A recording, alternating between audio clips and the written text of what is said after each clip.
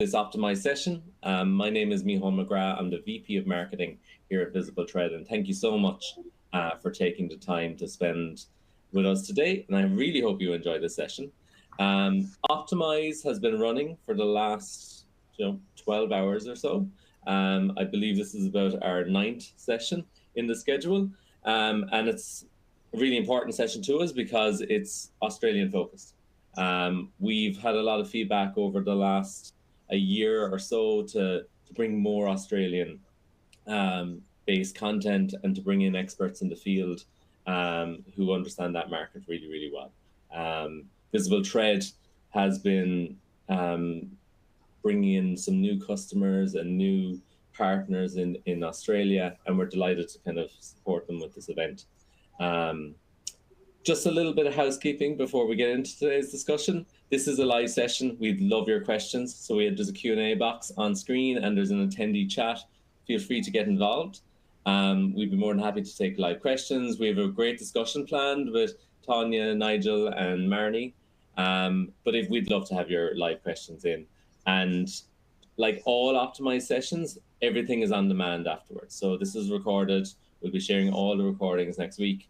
You have the ability of going back to yesterday's sessions and the ones that are later in the day today, depending on what time zones you're in. There's a plethora of kind of conversations to kind of fall back to. So everything is on demand afterwards. But before we get started, I'd like to welcome all our speakers to this panel. We have Marnie, we have Nigel, and we have Tanya. How are you today? Great, thank you. Very good, very good. Well, look, I'm excited. It's quite early my time in Cork in Ireland, and it's getting towards the latter end of the Australian hours, but I'm delighted to be here and to have this conversation. We might start off with a little bit of introduction to start, and maybe Marnie, would you mind telling us a little bit about your background, how you fell into the role that you're currently in? Sure. So I most recently have set up my own company doing bid consulting and contracting.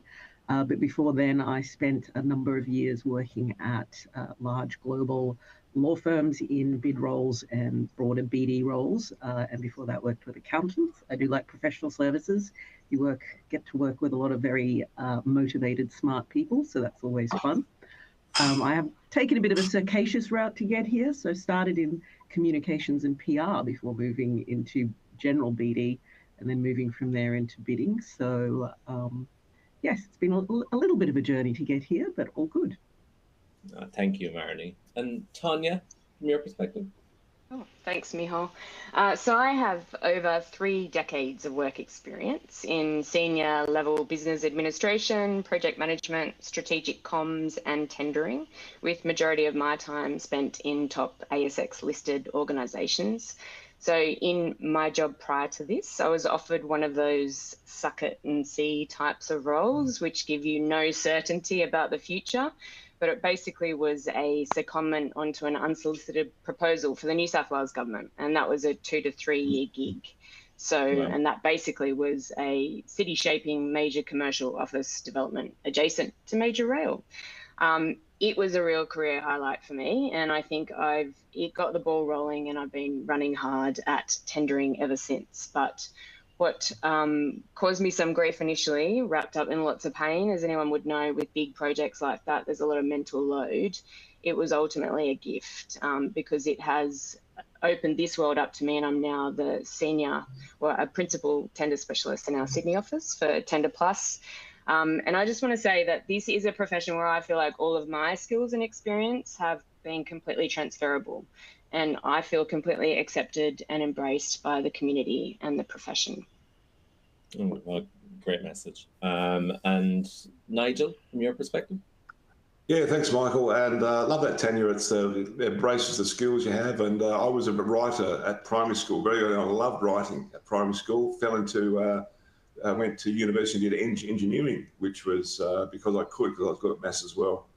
Realised that was a mistake pretty early on. Did 10 years of engineering and found myself, my way into a project engineering firm in 1995. Had a great mentor who introduced me to bids. And he said, Nigel, you can write. Would you like writing a bid? I said, what's that? He was a great mentor for 3 or 4 years. And so I did a lot of oil and gas stuff. based in Perth, but then the oil and gas market pretty much fell over in the late 90s. And I started my own business called the Proposal Company in 1999, just as a sole trader in the world of bidding in Australia. And then 2008 became so busy that started the current company BidRight with a great friend of mine called Dave Lunn, who came out of the procurement background. So the intention was that he would share his insights from procurement and I would share my insights from proposals and BD, and would help the two buyer and seller align. That was the principle behind starting BidRight. I must confess that I don't spend a lot of time on the tools, on the tendering tools these days, other than some workshops. Do a lot of training, still love training, love the education, but love the process of bidding. It's loving the competitive nature of the writing part of it, helping companies win. And so my role as CEO these days is running a business and everything that comes with that. But really I found my sweet spot in bidding, and I've had a wonderful career and I've not stopped yet and keep going for a number of years yet. But it's been a wonderful journey. And to Tanya's point, I think, and Marty's, really enjoyed the role and really comfortable in where we sit. Very good. Thank you so much, Nigel. Thank you all. Thank you for those introductions. I must say as well that I know Nigel and you're all very much involved in APP Australia, and that's an organisation that's focused on bid professionalism and skills and learning, and you have upcoming events in the calendar. So if you're not aware of APP Australia, the Association of Proposal Management, I would take a look at that, and that's a great place to find more experts like this as well. So we'll talk. I'm sure APP will come up a little bit in the conversation. But yeah, that's a great association, and I'll share a link in the attendee channel as well, in case you're not aware of that. But okay, we have a wide, diverse kind of set of skills there and experiences, and I suppose the opening question really is, in bidding today, do you see a change in what skills people are focusing on, or is there a set of skills that you think are vital towards that some of the attendees here today should be focusing on? Marnie, I might start with you. I've been thinking about this question. I think yes. I think there's a hugely long list of skills that are needed. And Tanya, your background in project management is quite interesting, because I actually think project management is one of the critical skills that's required.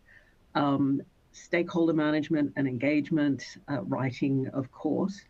I think, though, for me, one of the most critical ones that takes someone from being a bid manager to an absolutely amazing bid leader is the ability to pull together information, to draw out information and see the trends and develop up and work with the team to have them develop up real win strategies. I think too often when bidding isn't brilliant, it gets fixated on the document production and compliance, and you need to have documents, you need to have a compliant bid, but one that's really focused and really delivering on the win strategy, and how you're going to win the bid and going through from there. So that it's a little bit magic. I don't know how you could cut down exactly what you need to do to get that, but, the commerciality, the confidence, the ability to engage with everybody from the CEO to, the head of engineering, all of those things together to bring that through. And not just in the document, but also in the beauty parade and the engagement with the, vendor through the process, etc. So at all steps through the process. Oh, well said. And it's very topical based on this conversation that we had yesterday. The optimized agenda is broken into different stages of the RFP lifecycle. And yesterday we talked a lot about opportunity assessment and capture. And the feedback we were getting from most attendees and the conversation was applying more resources and more time to the earlier stages in the proposal, getting your teams organized, being able to visualize and present past results so we're not making the same mistakes again. And less maybe about the writing or the more manual steps that are further on, being more strategic up front. So you do need to get it into the writing, into the presentation, into what's being said, but you should have it all established, and it also, I should say, iterates through. So I've started with one thing in mind, and then as you work through all the steps, you get more intelligence and insights and go like, I think we're missing something from what we need here, and you work through from there. But yeah. Very well said. Tanya, from your perspective? Yeah, sure.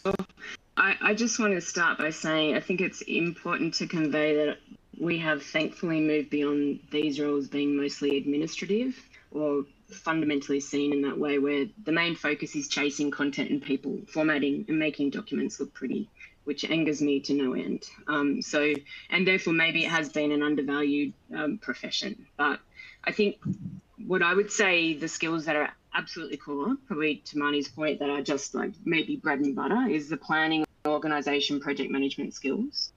I think it's then also the ability and the capability to drive momentum, and that in itself requires influence, leadership, stakeholder engagement management. And then further to that, I'd say having that sort of mongrel spirit, and by that I mean practicing grit and resilience, because there's no end of people pushing you away in these environments. And I should just say I'm couching all of this it's coming from the perspective of a major submission manager.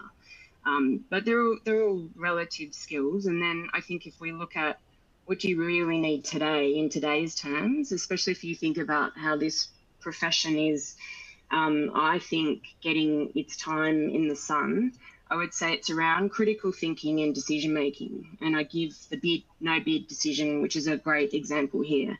So even if you don't own that decision, we should ensure we're seeking meaning and clarity on the why until we understand. And then I think it is, and maybe this is a bit of a challenge, and we talked about this recently with Nigel and Marnie. I do think people need to start to know and have a healthy understanding of the world around us, local and global. And I think that is a skill set, and you have to practice. It's a habit, and that's like reading the papers, watching the news, hitching your wagon to some of your favourite thought leaders. But for me, that means that you're supporting the bid strategy and solution development in really meaningful ways to address client needs. And then further to that, I'd say advanced tender writing. Yes, there's a lot of AI tools out there. Fantastic. We should be using them, but you should understand what good writing is. And so I think you've got to come back to the fundamentals. And I would echo Marnie's sentiment around win themes. I really do think your ability to pinpoint value proposition is really core, and it is not everyone's wheelhouse. Your ability to hone in on the things that matter to evaluators and weaving those messages throughout the tender response is really key. But yeah, that's it in a nutshell. A pretty long list. Well said, well said. And I agree with you totally from even a tooling perspective. Like Visible Thread, we're a software vendor, but again, what makes people successful is still the skill set that's behind it. So it's the users using it and being able to adapt the software. Like Visible Thread is a very wide tool, but it's all about how it's applied rather than, okay, you press a button, it's all going to be done. That doesn't exist. And from an AI perspective, there is a lot of myths out there that we're going to talk about later in the conversation. And certainly, if you're a good writer and you have that experience and you apply that to the tooling, you can do wonderful things. But this experience and the skills come first. Well said, Tanya. And Nigel, from your perspective.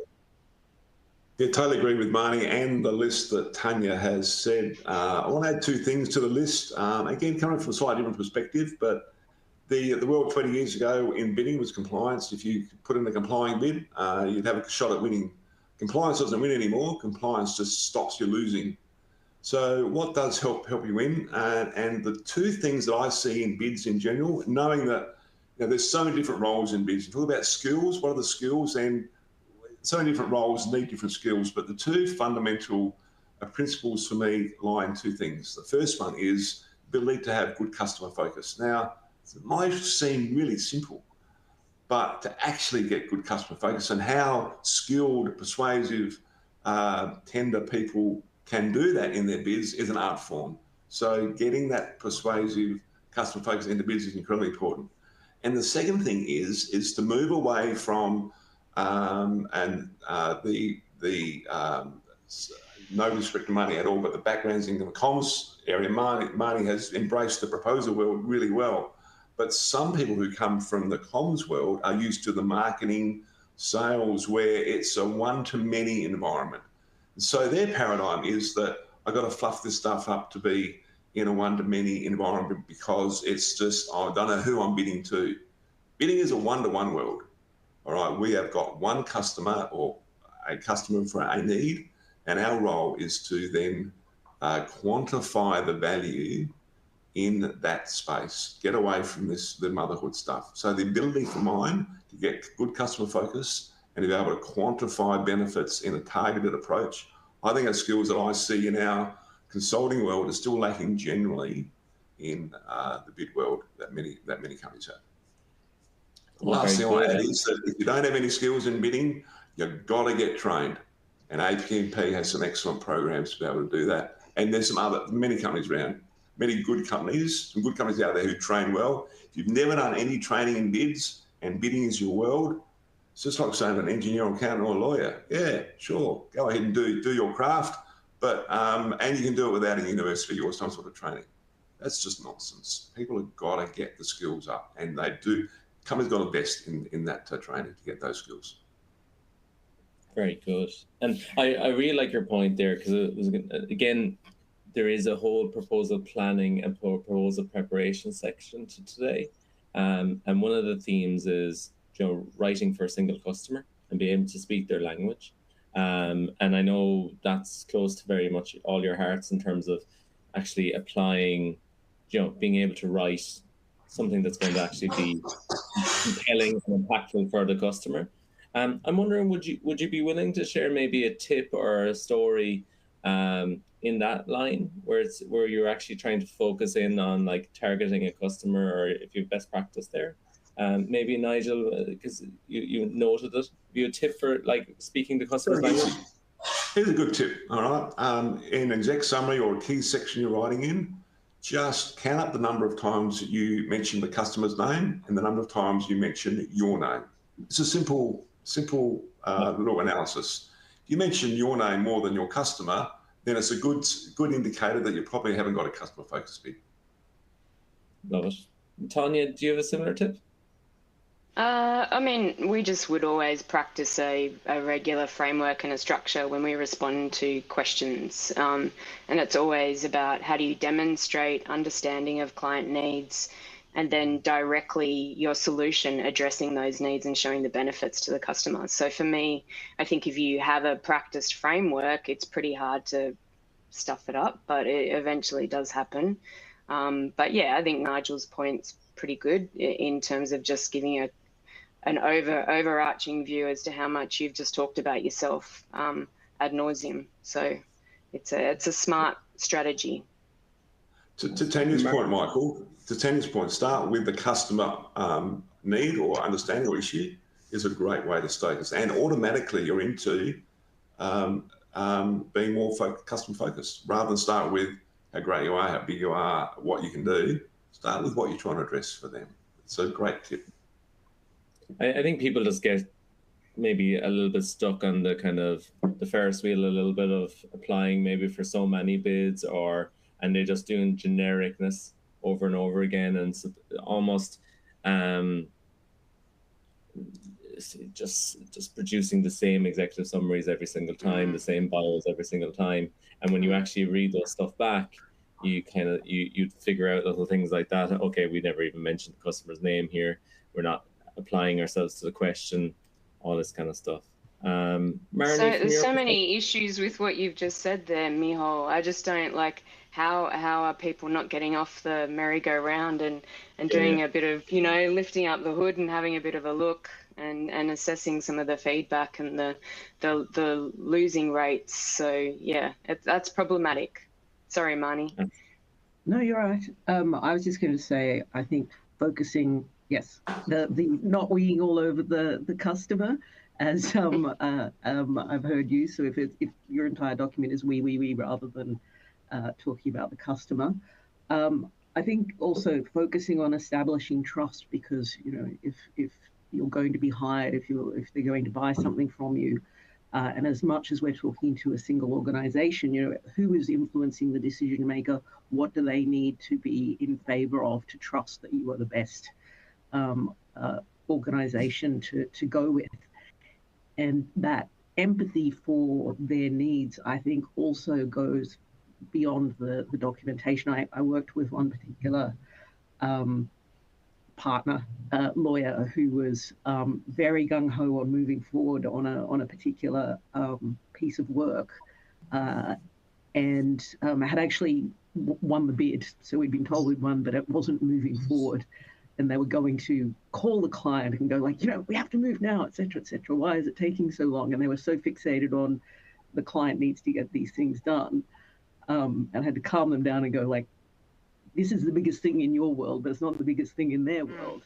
And then it turned out the person had appendicitis burst, so ended up in hospital. So you can imagine, this deal could have gone pear-shaped just because the focus was on us and get this happening rather than why is this not moving? How do we figure that out and work to make this happen? Great point, Marty. Yeah. Very well said. And I suppose what's interesting, because it's come up a little bit in the conversation already, and you can we had a great prep session almost a week ago, and what came from me from that prep session is your enthusiasm for the industry and your enthusiasm for not settling for where your roles have been in the past, and you're trying to move yourselves and people that you work with and people in AP&P to maybe view the bidding role slightly differently. And we've talked about that conversation already about how do we get off this Ferris wheel. Tanya, you had a great example where the way your role might have been perceived and how you're fighting that good fight and coming maybe with more visualization and more strategic pieces and that's a really, really important conversation, and it's coming up more and more when in our understanding when we're dealing with more Australian customers. And maybe Tanya, you might be able to develop on those points a little bit more. Are you meaning in terms of how we present ourselves or position ourselves in an organisation? Is that exactly the way the bidding function? Yeah, sure. Well, I mean, I won't have, as a consultant, I think I could say C-suite all the way. That's where I want to be. But, it really depends on how a business is structured. And so there's no one size fits all. But I think we're increasingly being viewed as subject matter experts. And what I find really encouraging is I've seen lots of stuff on social media circulating around people saying, in the bid process, you'll often defer to the subject matter expert for the solution. And then we often forget that we are the subject matter expert and the custodian for the tender process, right? So there's an equal valid role there. So I think you're either advocating for yourself or you're finding champions to advocate for you. But I would say just in a bid team environment, just making sure those submission managers are sitting on the leadership team. But then fundamentally, I guess it's how you get yourself, I think it's on those roundtable leadership discussions where you are understanding what organisational strategy is and how you are working in partnership with divisions to deliver revenue targets. So I'm going to say quite senior roles, they're different. They might sit in marketing, they might sit in, a specific sort of origination function, or it might be in more straightforward sales areas. They're all different. I'm just going to say it's about how you elevate it into a more of a leadership and advisory role. So that's my thought. Well said. Nigel, I know this is tough. Michael, yeah, no, just on the point about elevation, we've done a lot of work in trying to elevate the needs of the profession inside the strategic functions inside corporates or large organisations particularly. And I know Tanya's very passionate about, in her role as the chair of APMP, in trying to help us elevate our general roles. And there's a lot of different roles inside bidding.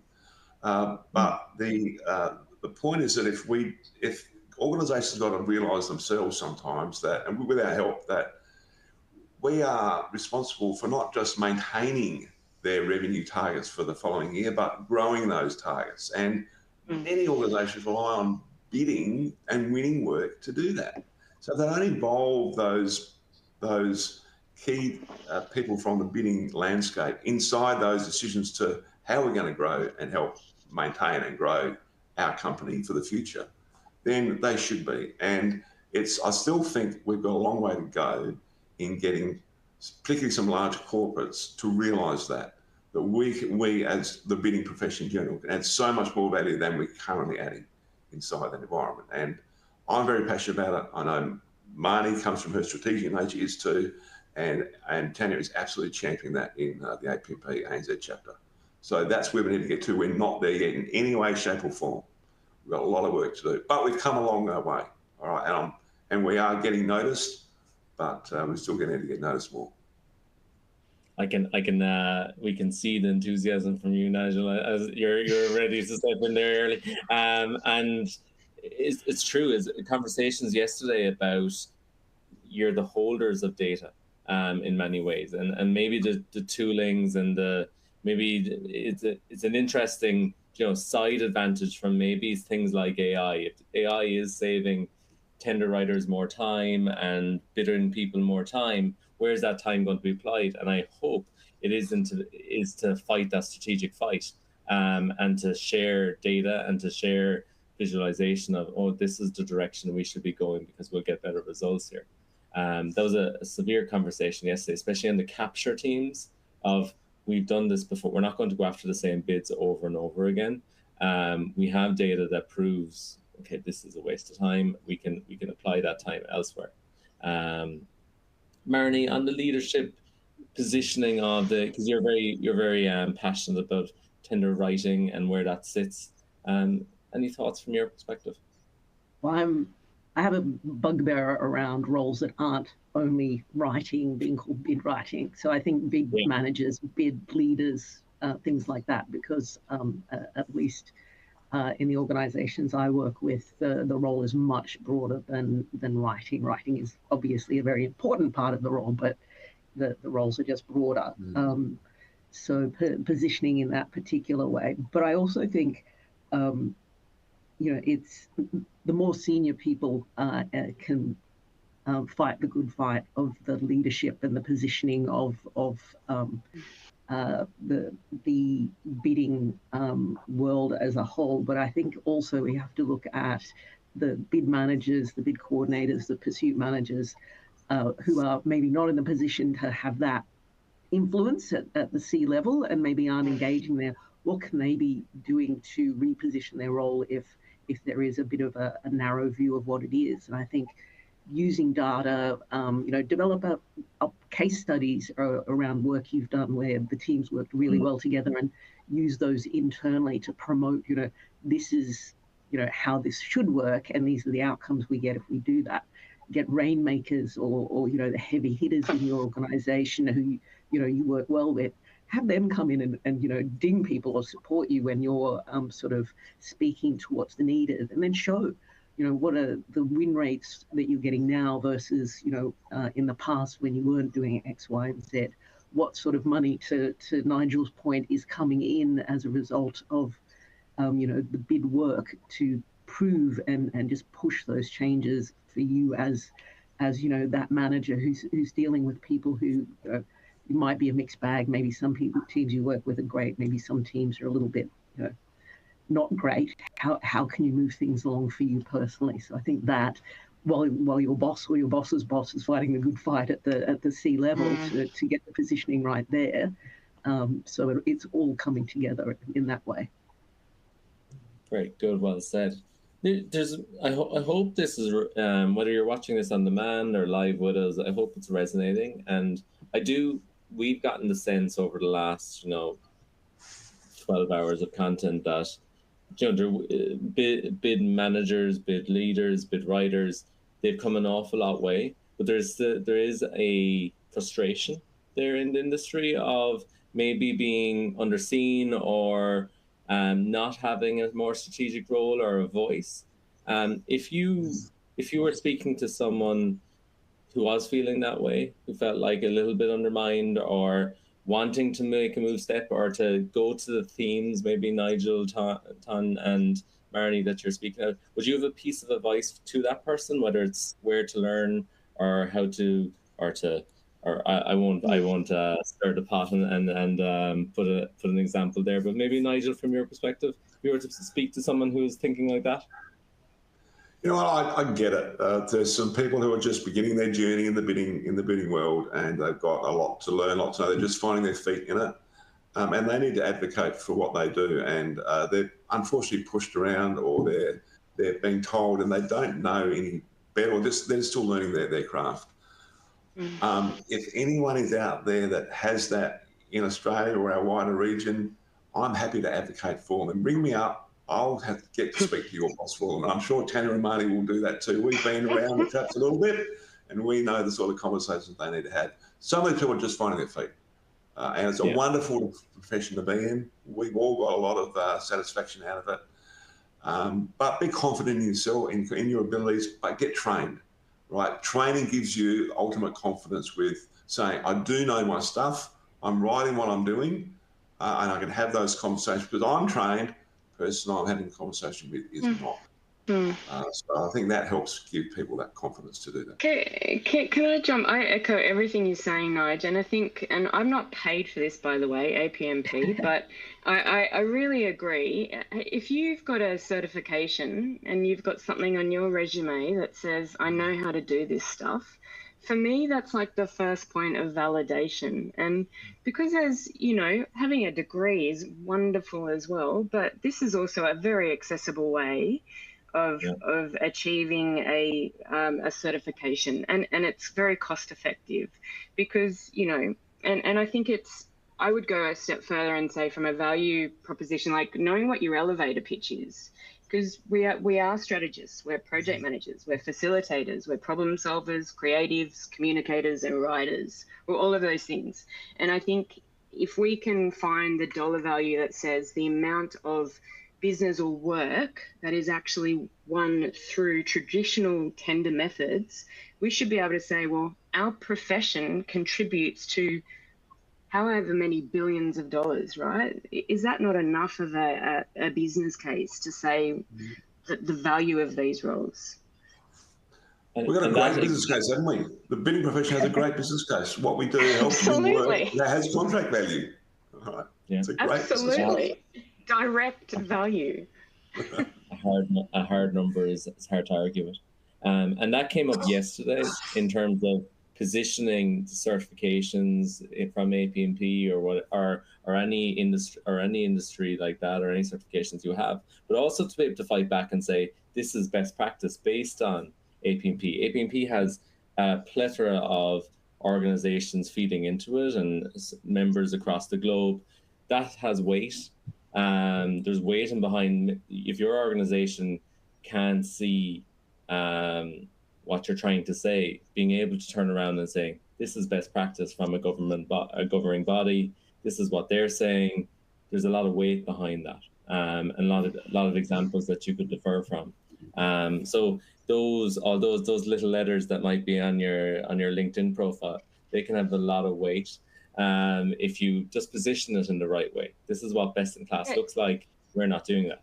Go on, Tanya. Miho, I just want to quickly add, just recently in one of our committee meetings, someone shared with us that their role was advertised, and the internal, whether it was the manager or the recruitment person, was only looking for APMP certified professionals. And again, I'm not paid for this, but I thought that was really interesting from a certification and from just belonging to a professional association. So yeah, it was interesting to hear it. Very good. And that link is in the chat if anyone wants to check out the APMP Australian website and that association. Marnie, allow you to kind of feed into this conversation a little bit. Yeah, I think also see what you have, like where are your skills? So as Nigel said, communications can be seen as quite fluffy, etc. So when I was moving and wanting to move into different roles, I went and had a look at the gaps from my undergraduate degree and did grad certs in finance, then did an MBA and just looked at what do I need to be able to have strong opinions, to provide good advice from a commercial business sense that I don't currently have. And then I followed it up with certification with APMP when I was focusing more on bidding. So have a look realistically at where your strengths currently are and where you might need to bolster them. And it might be just experience rather than education, but have a look at that and continue developing. I think everybody should continue to develop their skills. What's needed sort of 5 years ago might be very different from today.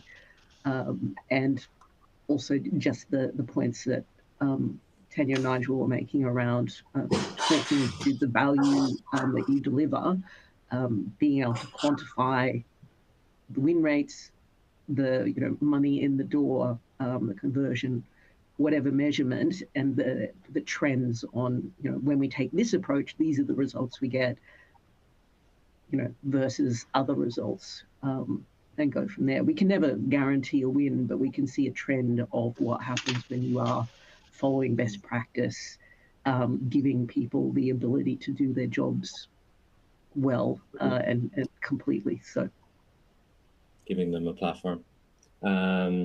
Very well said. And that's a really good story and a good example. We got one from Michaela in the chat. I saw one question directed at you, Nigel, but it's, could you give an example of maybe an organization that restructured or, did the right things right from a bidding perspective, maybe where they turned it around or repositioned?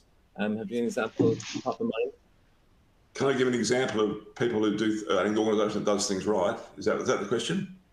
Who maybe turned it around, yeah. Who weren't in such a strategic position and managed to kind of level up their position in their own org?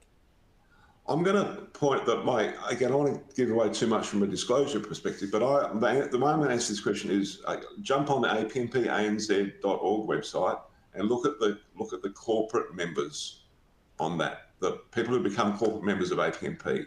Many of those organisations have come from a place where bidding is more strategic inside their organisation. So the logos you see on that website will be a pretty good indication for those companies for what those things better. And if the question from Michaela was the underlying thing was which company should I seek employment from, if that's what you're really asking, then maybe you might get some signals from those companies too. Oh, very good, very good. Marnie, we had an opportunity to meet in person. Imagine that. Which was great. And it was in relation to upskilling and APMP, but APMP Europe in this perspective, and the event in Dublin. Would you mind giving us a little bit of your insights into APMP Dublin, some of the themes that were more common or more relevant? Yeah, the conference, BPC conference, was fantastic. And really happy I made the time to go. AI was obviously, and technology more generally, was obviously a big topic of conversation because there is so much happening there. And I think one of the takeaways for me was very much that it's moving past the hype of what theoretically could be happening with AI and moving towards actually there are solutions in production, it's being used, etc. So, and there were people who were being incredibly generous with providing their insights and examples of what they've been doing. So Christina Godfrey-Carter was talking about how she's made a bespoke chat GPT based on real bid outcomes that is a go, no-go tool. And I'm just sitting there going like, wow. Vodafone Germany talked really fully and frankly about putting in a new bid management technology with current Gen AI functionality and what they'd done, what worked immediately, what they needed to happen from there. So it was all around sort of how not all of it, but some of the most interesting things was around how can we use technology to do our job better? How can these newly developing and constantly developing generative AI tools be used across the entire breadth of the bidding and proposal and pursuit and capture world? So using it to speed up, target research and make it better. For drafting, of course, is one of the common ones, but analysis, research, capacity, changing when we as bid managers spend time, or how much time we spend on some tasks, and then moving our focus to other areas, kind of if we can use those tools to free up capacity, as well as improve some of the delivery, some of the additional work. Fabulous. And yeah, AI and automation or technology and myths around AI are, it was a kind of overwhelming theme. And it has been for the last couple of conferences I have been at. It's been like leadership has had an underlining kind of baseline to things, but then very quickly it becomes an AI conference very quickly. I think the difference for this conference is a lot of people have been using enterprise AI. So they've got Copilot at an enterprise level, or they've got a chat GPT tool that's held within the organization, or if they're in sole providers or something like that, they're using they're buying access to one of the tools. This conference, I think, was the first time we were really seeing that the AI-enabled tools that are specific to bid and proposal world were moving into production. So it wasn't just that they were being sold, it was that somebody's run a full project and they're now up and running, and we're seeing and hearing from the bid professionals about what that actually looks like and feels like in reality, rather than kind of what was quite theoretical, I think, up until just recently. I'd agree with that. Like, we're at that kind of positioning of where we're seeing a little bit of results and initial feedback, and maybe people have found flaws and some people have found success in different areas, and we're starting to see those examples a little bit more. Tanya, I know you've had some experience with AI and you're working with a number of different organizations. What's your thoughts? What's my take? Well, I think as custodians of the process, we need to look to tools that can make us more productive and, make our lives and our teams' lives faster, better, smarter. So I think for me, so we've seen one bid where procurement asked if AI had been used. There's a couple of thoughts that came out of that. One hand, I was like, well, what does it matter if you take the risk on to sign off and own the content? And then I sort of thought about it from an evaluator's perspective and potential issues for probity, probably to your point around open source platforms or receiving very similar AI generated responses. I don't know. I'm not saying anything bad about anything. I'm just putting thoughts out there. And then again, maybe procurement just want to collect data. I don't know. Does it point to a future of very simple written responses and more in-person pitching? I'm going to say let's defer to a procurement person maybe for some more inside scoop. But we also tried to take a smart tool into a bid, and it was not backed by IT. I should note we were completely confident in its use, but we weren't prepared to go through the amount of conversations and discussions that needed to ensue in order to get sign off. And by that stage, the bid would have just been done, right? So it didn't get up. That's okay. We still did a great job. I think, why is that happening? I think we're still lagging behind in Australia, potentially, with regard to adoption. We've still got a national AI capability plan that's due out at the end of the year. And we don't know what government investment is in this space. So I think things are just being a bit slow, and maybe people are being a bit cautious about it. In my mind, I think still practice caution. And I'm just going to say I've practiced with the enterprise level tools to which Marnie addresses, and they can narrow focus. So I've got some natural caution around things. It's just using it in addition to your existing skill base. So, That's my perspective, and of course I'm a little bit limited in my role as a consultant as to when we go into organisations as in terms of the tools. That security angle is obviously very close to our visible thread heart, and Australia has been a really interesting market for us, especially because we've had a number of Australian government agencies using Visible Thread for a long time. Prior to this boom of AI, they were using our writing tools already. And then embracing, the users in particular embraced the AI side really, really well. Not necessarily for these overwhelming change of role activities, but just optimizations that have saved them time. And if they find value in that, that's wonderful. And if they can apply AI, which they can with us, in a very secure way and pull from their own source files and get there, make sure that there is no chance of security risks or pulling for or creating content that's unusual and it's applying from their own source materials. There's some really good use cases there that we're seeing over and over again. I know, Nigel, you've done a huge amount of work with your organization on myths in AI and even developing some of your own tools and examples. Would you like to give your take? I'm conscious of time, Michael, so I'll just keep it brief. But yeah, look, we've invested personally thousands of hours, millions of dollars into developing our own bid writing tool or bidding tool. And I don't know too many other, there's a lot of commentary around AI and bidding. The perspective is that I know bidding clearly, and I'm not an expert in AI, but I've become very proficient with the language they use and seeing it in practice. We've had a prototype for most of 2024 and using it in anger, AI in anger. There's a lot of myths out there, Michael, that I think people who come from a position where they're just commenting on their general ideas or theories. And Tanya makes a very good point.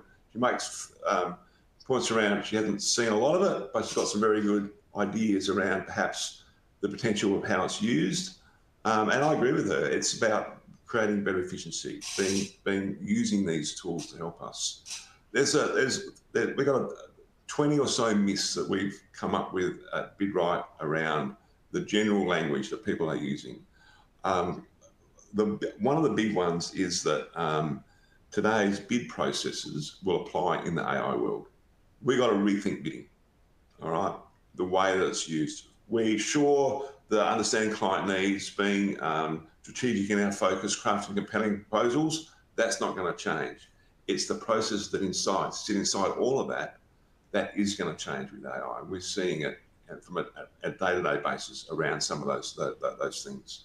And what it does is that it won't take the effort necessarily out of, or it does take the effort out of developing proposals, but it won't take the effort out of winning. All right, if you want to craft good winning proposals, you still need to do all those number of things that I've just mentioned, but it does take effort still to win. AI is not going to help you win more if you don't understand how to use it and what it can do for you. So that would be my caution to people. Don't be wary about when people are commenting on they haven't used it or haven't used it in anger or haven't actually seen inside it or understand how it works.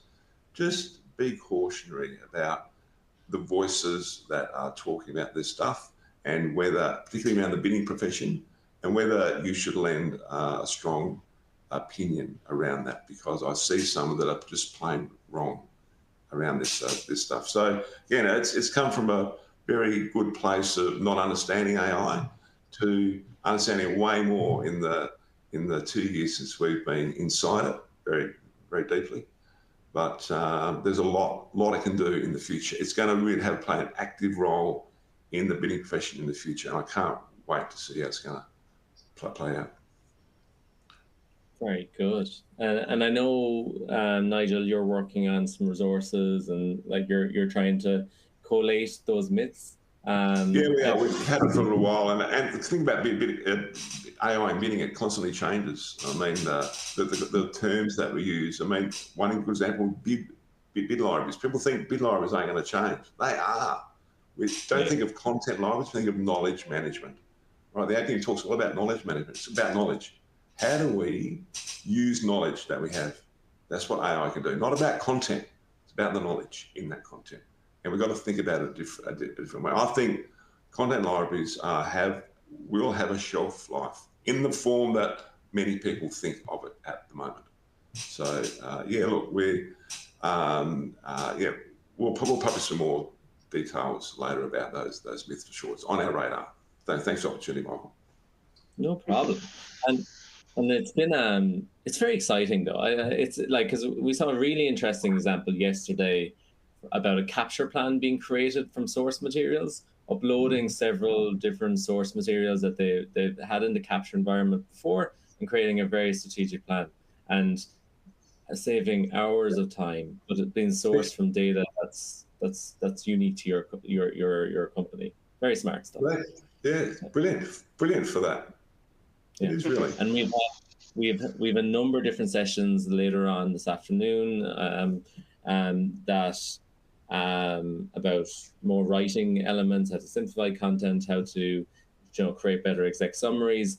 But then we have back to traditional stuff, which won't be lost, is oral presentations and how to present yourself very well and summarize stuff. So very much the basic skills of bid management and bid leadership and communications. Yeah, that's the core of everything anyway. Whatever tool you're using, you can't replace that. We have a good question here, and I'm not sure if you're readers, and we didn't discuss books and our podcast or anything like that. But is there a book that is close to your heart for a professional perspective? Is there a book that you always recommend when asked, or a podcast, or any resource that you'd like to share? Maybe Marnie, do you have a book that you always recommend? I'm a bit stumped. For professional services, David Maister sort of is still very strong on the sales piece, and I do think bidding is part of the sales continuum. One other one, I cannot remember the author, but the title of the book is "Am I the Only Sane Person Working Here?" And it's quite a funny book, but it basically boils down to you need to understand people's motivations. If you're going to influence people and get the best outcomes, then people are usually not insane that you're working with. There are reasons they are acting or not acting, how they should, you would want them to. So it was quite useful from quite a lot of case studies around this happens. And once you dig into it, this is behind the scenes what was driving the behaviors. So nice light read, but useful. Very good. Tanya, from your perspective? I'm so old school. I'm going to say those books of like Habits of Highly Effective People.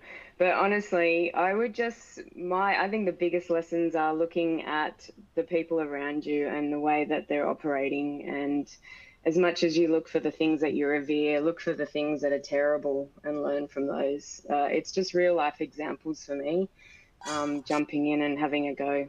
So yeah, I mean, I've sort of done away with, I've got 50 business books on my bookshelf and I haven't looked at them in a very long time. Very good, very good. And Nigel, from your perspective? Yeah, look, there's a bunch of good bidding books where I recommend, but coming back to just life and business in general, one of the best books I read is a big book called Essentialism, The Disciplined Pursuit of Less. And it's really about just concentrating what's important in life and in business and in the day that you've got ahead. Very good. My recommendation is Thinking Fast and Slow, which I do think has a nice kind of segmentation back to bidding and being able to, we need to work fast, we need to do all this kind of stuff, but also being able to set back. It's from I know it's a Nobel Prize winner in the past, but it's a really nice read. We're close to the end of the hour, and I just wanted to thank you all for your your thoughts and expertise here today. Really, really positive conversation, and so was the prep call as well. The enthusiasm is clear, and there's some really good tips and messages throughout today's conversation that was really, really excellent. I'll allow you to maybe, if you wanted to give one final word to the audience, or one note, or over the next kind of 7 months, maybe something to focus on. We'd love to share that final tip. And maybe Marnie, if you have one final tip for the audience, one final message. Don't let bidding take over your life. We work on critical deadlines. We are the last person standing. We are the one that has to make sure everything goes in on time. It can be easy to let that just take over your life, and everything else takes a back seat. So don't do that. Fabulous. Tanya, from you? I'm going to go back to my adopting mongrel spirit, and I'm going to say it's pushing through setbacks, turning on a dime, responding to the dynamic of the environment, and knowing and getting what you want. Very good. And Nigel, from you? I'm just going to say you got to love what you do. And in the bidding profession, we spend a lot of time at work. I and all we have on this panel, a wonderful career in bidding. Embrace it. It's a fantastic career. I couldn't have chosen better for my skill set. So embrace it and just enjoy it and love what you do. Immerse yourself in it and you'll get the rewards from it. It's a wonderful profession. Hear, hear, Nige. Yes. Very good. Well, lovely notes on a Friday evening to finish off on. This is great. I just like to thank you all again. Thank you so much for the conversation. For the audience, Visible Thread is going to do a lot more in the Australian time zone over the course of the year. So there's going to be more sessions like this, which we're very excited about. For just summing up Optimize, we have a lot more sessions throughout this afternoon. Everything is recorded, including today. So you'll be able to access that on the registration page where you signed up, and we'll be sending out all the recordings and slide next week. But thank you for your time and look forward to seeing you again. Thank you all. Thanks. Thanks, Michael. Thanks, Miho. See you guys. Bye.